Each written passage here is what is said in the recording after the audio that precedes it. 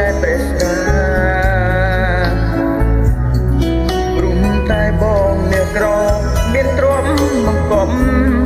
ជួនស្ដីស្រីពេលនេះគេយ៉ាងថ្មីគេមានជួនស្ដីអូនហើយថ្ងៃនេះអូនរៀបការជាមួយប្រុសផ្សេងបេះដូងបងសង្វេគ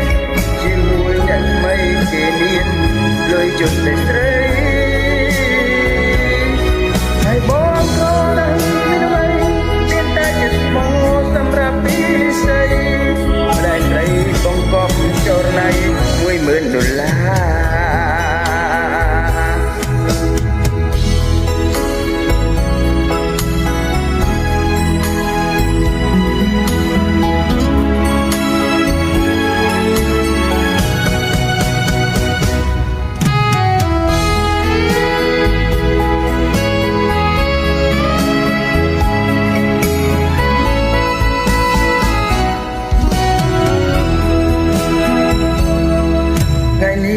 ថ្ងៃអាពី